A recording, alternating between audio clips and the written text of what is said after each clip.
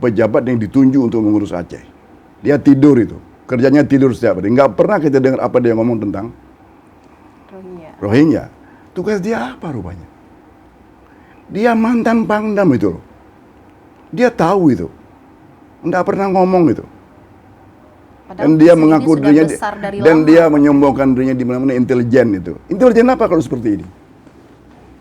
Dia masih ngomong aja, dia masih urus yang seperti ini. Tidak becus itu. Termasuk Bupati PD itu yang menyerahkan, ya, menyerahkan pengungsi itu ke masyarakat, ke orang miskin. Di mana negara ini? Ngapain dia jadi pejabat bupati seperti itu? Jangan ngomong daerah tidak ada uang, dia mesti ngomong dengan pemerintah pusat, dia mesti ngomong dengan gubernur.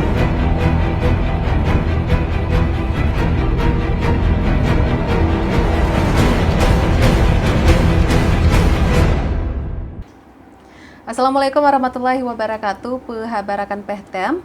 Senang sekali saya Ramli Malika dapat kembali menjumpai rakan Pehtem semua di acara kita Pehtem pada episode ke-39 tahun keempat edisi Senin 1 Januari 2024. Baik rakan Pehtem, bagi rakan Pehtem yang belum subscribe channel kami, silakan subscribe dan jangan lupa kami masih menunggu semua komentar dan masukan positif di semua konten-konten kami.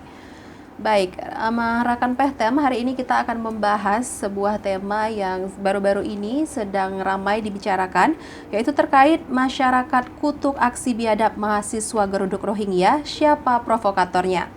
Baik, rakan Pehtem, seperti yang kita ketahui baru-baru ini kita melihat aksi sekelompok mahasiswa yang melakukan pengerudukan terhadap pengungsi Rohingya yang dipindahkan dari Bale Mesraya Aceh menuju ke Kanwil Kemenkumham Aceh. Dan dalam hal ini kita akan berbincang langsung dengan narasumber kita, Profesor Dr. Insinyur Ahmad Humam Hamid, MA. Beliau merupakan seorang sosiolog di Universitas Syah Kuala. Tapi sebelum kita bertanya lebih lanjut kepada Profesor, mari sama-sama kita lihat video aksi mahasiswa yang menggeruduk pengungsi Rohingya sama-sama.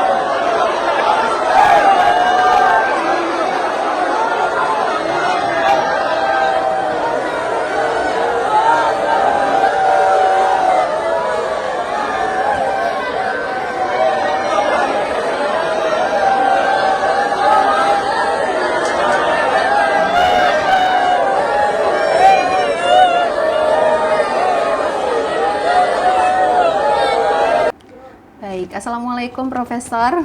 Waalaikumsalam Ika. Ika namanya ya? Iya. Bagaimana kabarnya hari ini Prof? Alhamdulillah baik.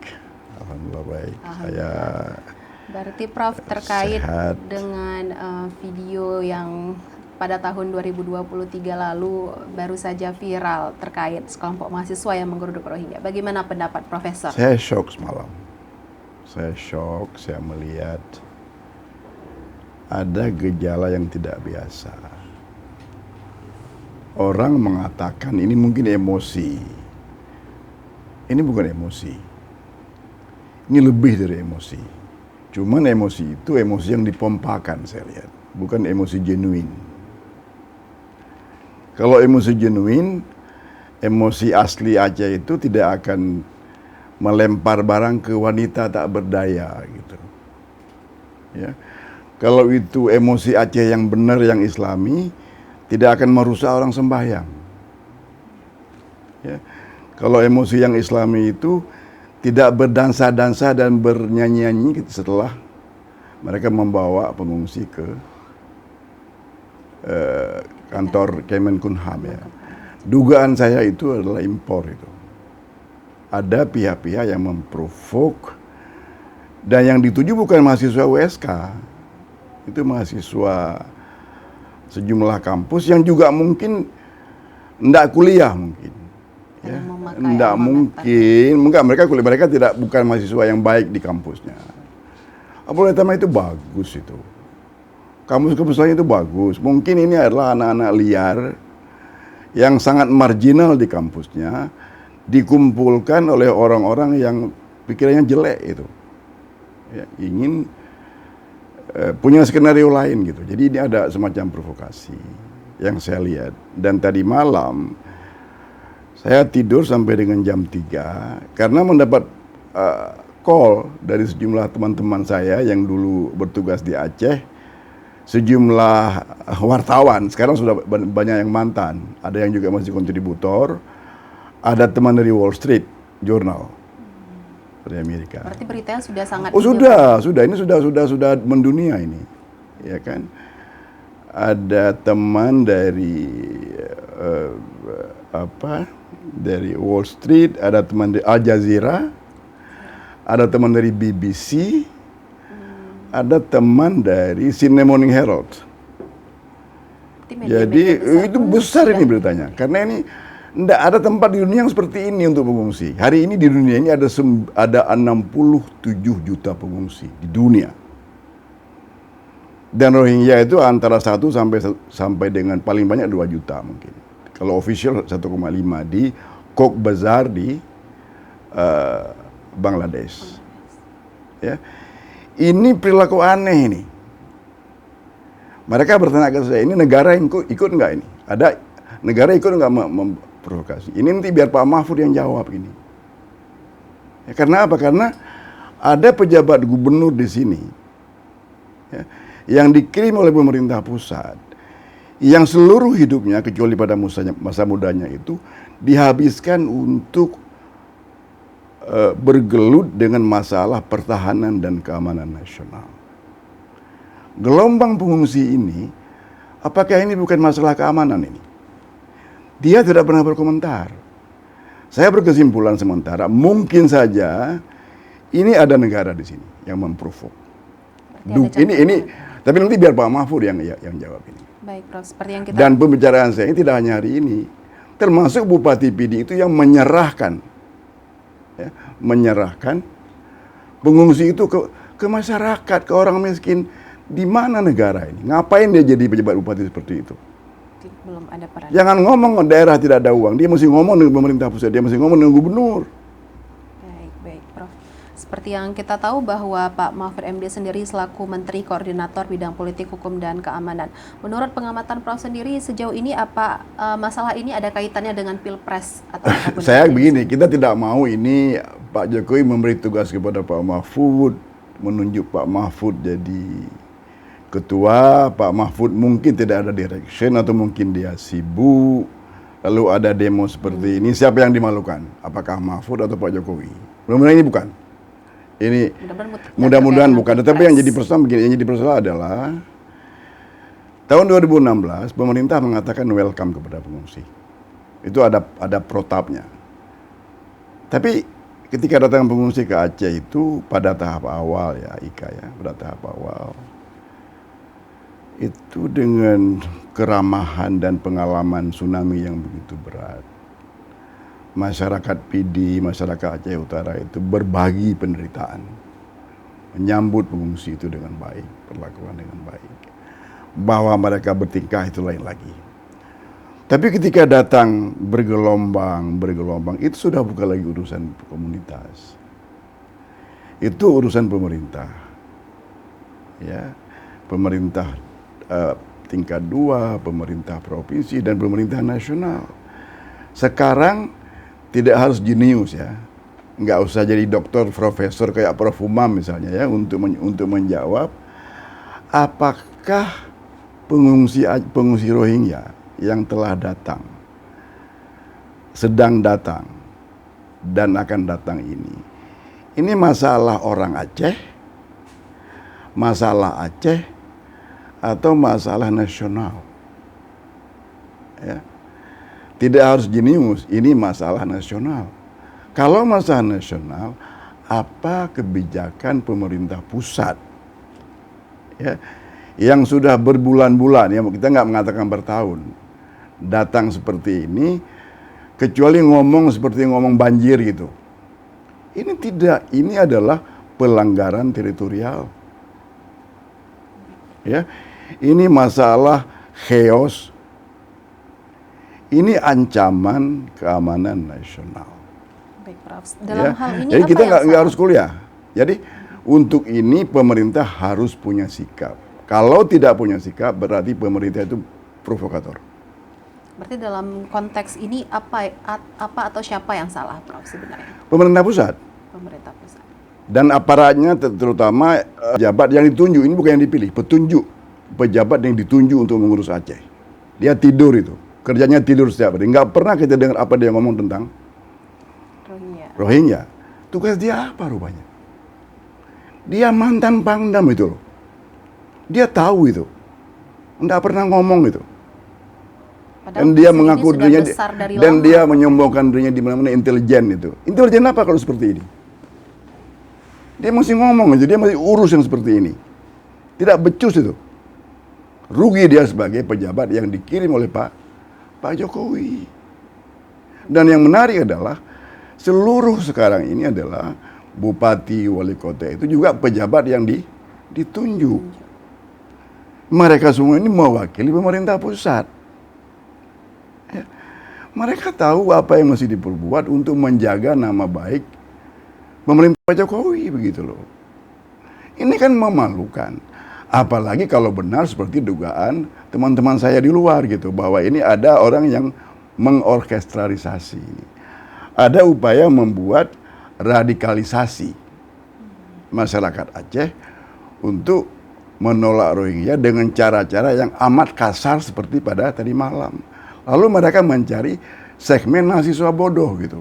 Dibodohin pertama, disebut mereka ini akan jadi kayak Gaza, nanti orang Israel segala macam. Itu kan bodoh seperti itu. Setelah dibodohkan baru kemudian diprovok. Kalau tidak, sejelek-jelek anak Aceh tidak seperti itu. Sikap mereka pada malam tadi itu tidak kurang persis sama dengan sikap tentara junta militer Myanmar yang mengusir orang Rohingya. Selangkah lagi itu perkosa, pukul, tendang, selangkah lagi itu. Dan selangkah lagi dugaan saya, mungkin ini salah ya, ada upaya sekarang, bukan tidak mungkin kalau keadaan ini terus berjalan. Di Aceh ini akan ada milisi nanti yang tugasnya mengejar orang-orang Rohingya pengungsi. Ini aib besar, Sebenarnya aib sejauh daerah, aib Aceh ini, aib nasional ini. apa yang membuat sebenarnya masalah ini bisa menjadi sebesar ini? Tidak, Prof? negara tidak peduli.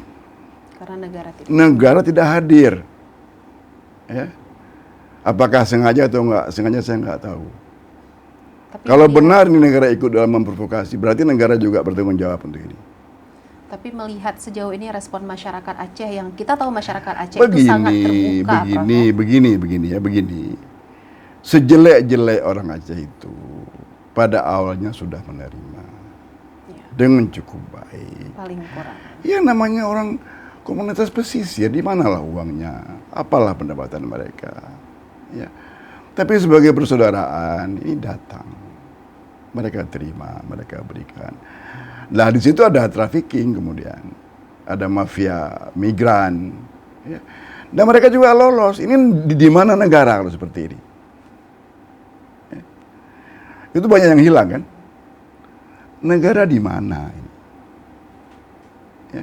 Jadi ini sekarang kecenderungan yang dilihat apakah didesain atau tak sengaja, itu menghadapkan publik Aceh, menghadapkan masyarakat Aceh dengan pengungsi. Ini udah nggak benar lagi. Ini artinya pemerintah menciptakan chaos ini. Ya, ikut. Mahfud mesti memberi pertanggungjawaban untuk ini. Dia mesti beritahu kepada publik apa yang terjadi sebenarnya gitu. Kenapa negara lambat? Tapi yang sangat disayangkan sekali, Prof, saya melihat beberapa komentar di berita-berita yang baru beredar, masih ada saja yang mendukung mahasiswa yang melakukan aksi itu, Prof. Itu kan hak orang. Kita tidak bisa Karena perbedaan protes. Yang kita mau tanya, negara di mana ini? Apa sikapnya? Kalau memang negara ini punya sikap, pilihan pertama, ancaman teritorial, buat patroli pesisir yang kuat sekali. Berani nggak seperti itu? Berani nggak pemerintah Jokowi ini buat tidak menerima pengungsi mulai di laut? Ayo buat, jangan malu-malu gitu. Jangan dihadapkan mereka dengan orang kampung. Jangan paksa polisi kemudian untuk macam-macam. Kasihan juga polisi itu loh. Ya kan? Posisi yang serba mendapatkan Serba, jangan dibiarkan mengambang seperti ini. Lalu ada orang-orang yang berinisiatif atas nama negara mungkin. Ya. Mereka juga nggak salah mungkin. Itu atasannya yang nggak benar itu loh.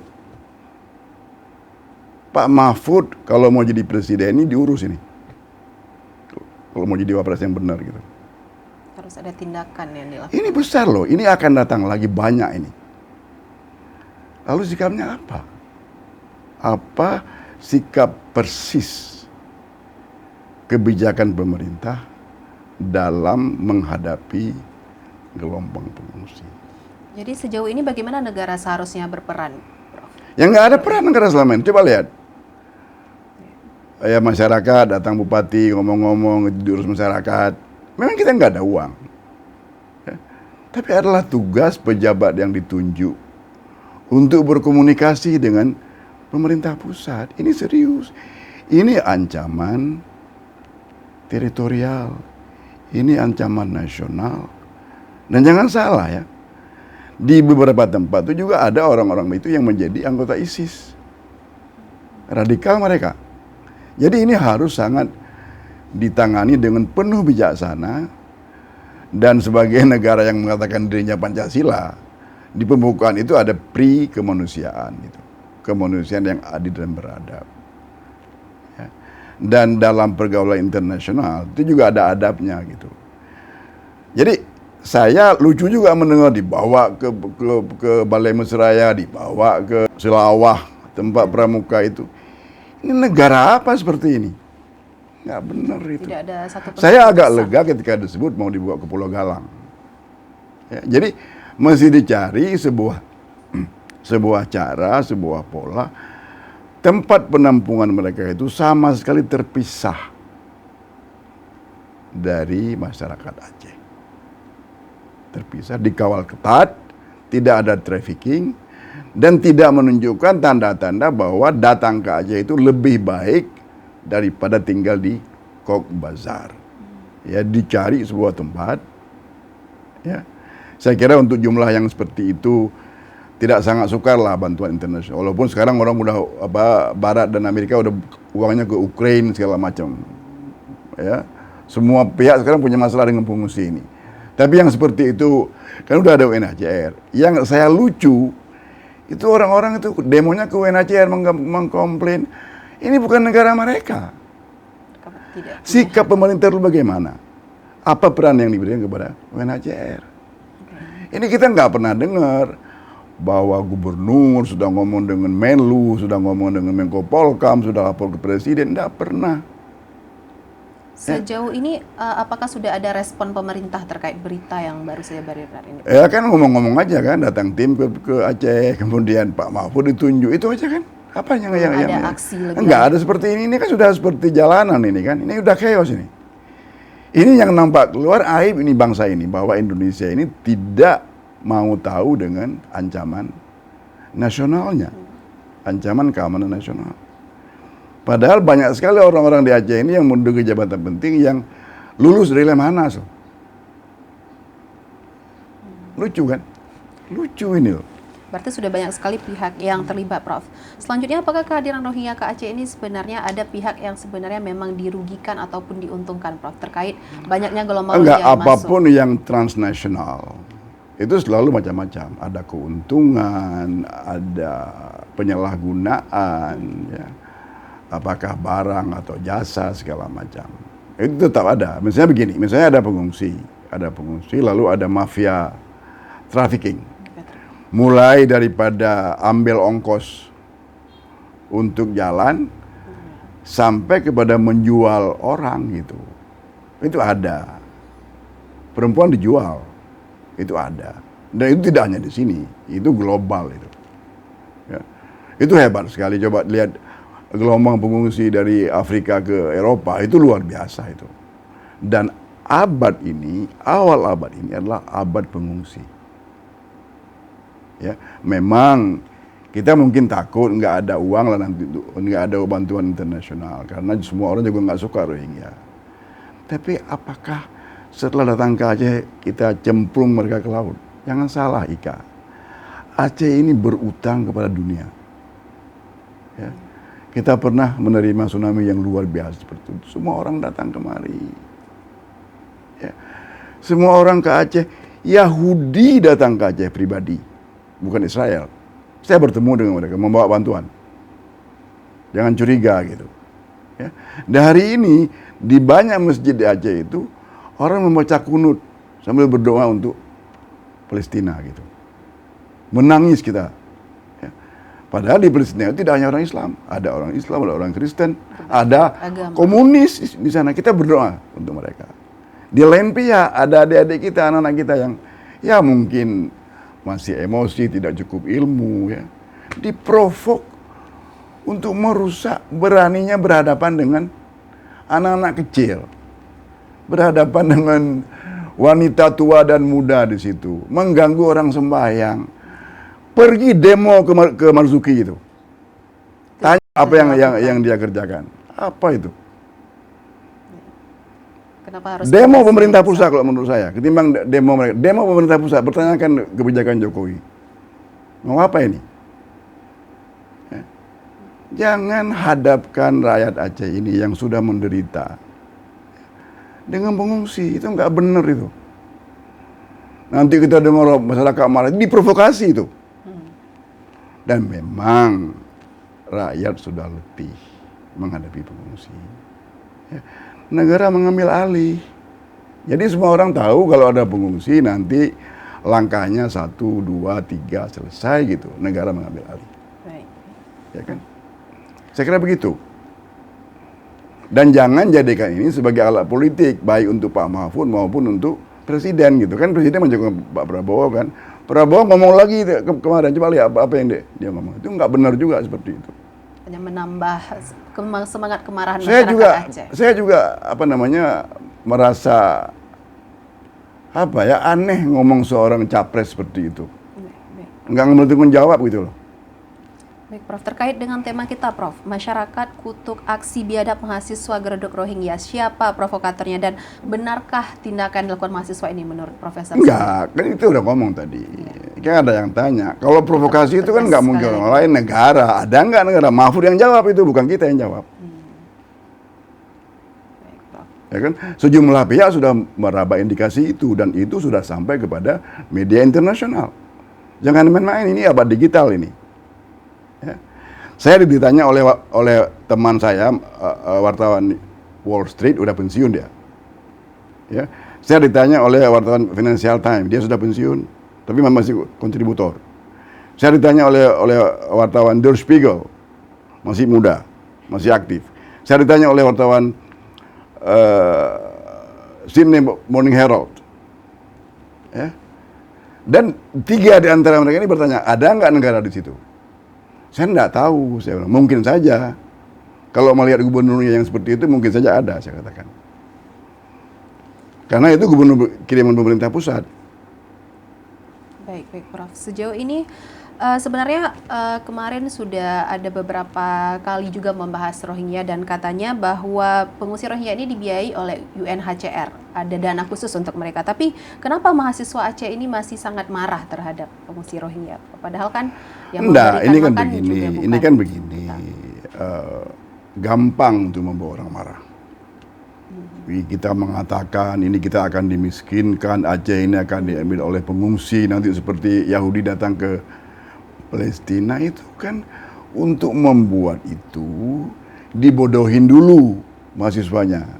Oleh karena itu para penganjur kebodohan ini tidak berani masuk ke UIN itu, nggak berani masuk ke USK karena mereka dikawal ketat oleh para dosennya dan anak-anak itu cerdas gitu, nggak bisa diprovokasi itu. Mereka cari anak-anak yang mungkin tidak kuliah, mereka mendaftar di Abul Yatama, mendaftar di apa lagi?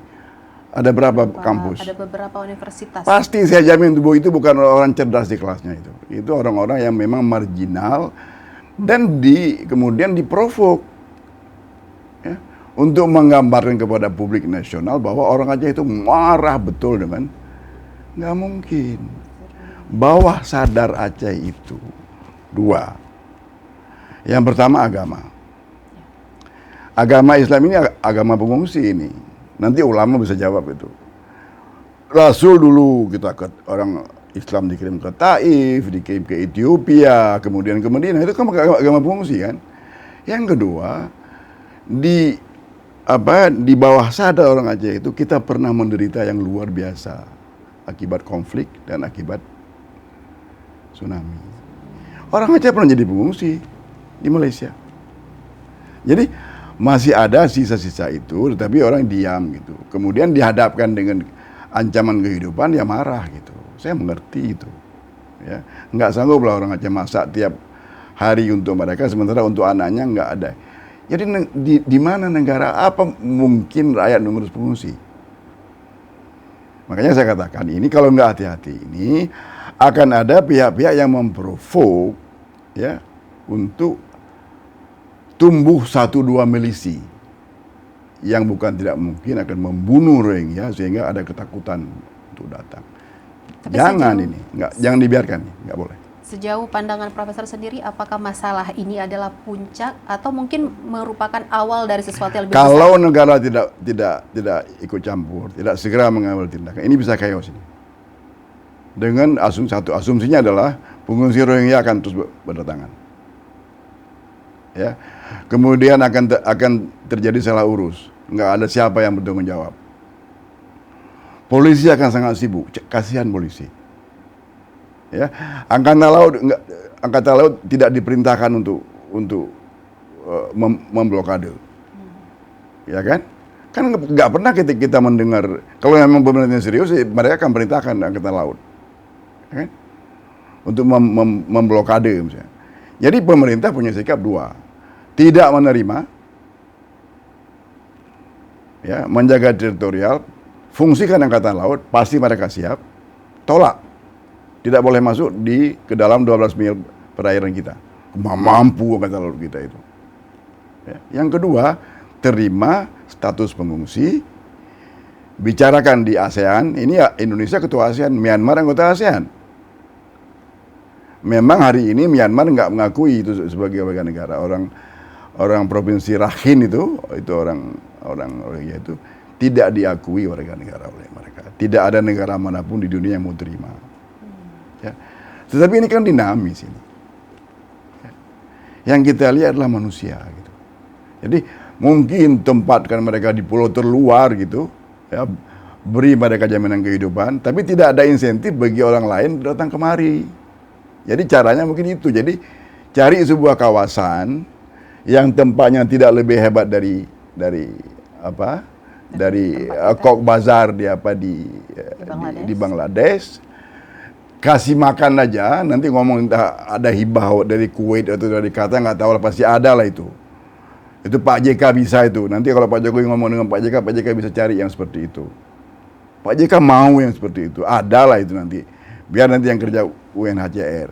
Baik, Prof. Ya, jadi kalau seperti itu jelas ya. Jadi kalau ada tempat yang tidak lebih baik, kalau sekarang mereka ini kalau di Cox's Bazar itu setiap pengungsi itu ada uang bulanan dibayar oleh UNHCR, Rp1.000, ya, setiap bulan. Jadi kalau satu keluarga itu dapat sekitar 1 juta. Mereka dapat makan semua dapat, tapi itu uang saku. Jangan berikan uang itu di Aceh. Ya, jadi bilang ke UNHCR nggak ada uang, kasih makan aja. Jadi tidak ada insentif untuk kemari. Mereka kemudian tidak menjadi Aceh sebagai transit, dikawal itu, dipagar kalau perlu. Baik, Prof.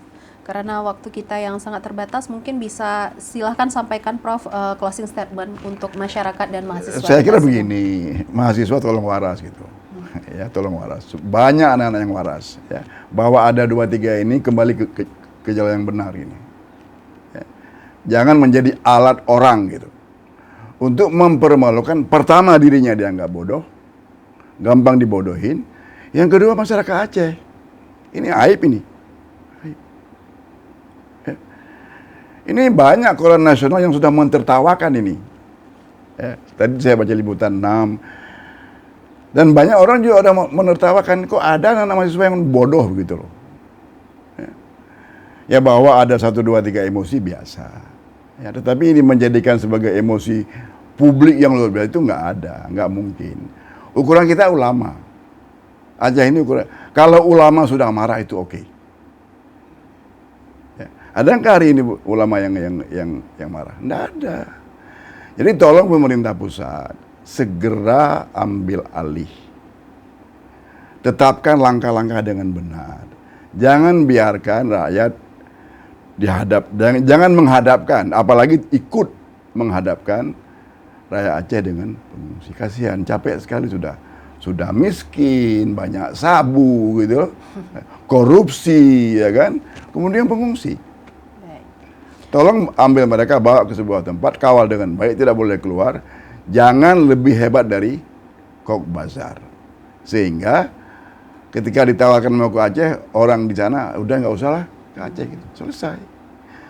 Jangan menjadi ini sebagai batu loncatan mereka untuk ke tempat lain lagi. Saya kira begitulah, Ika. Baik, Prof.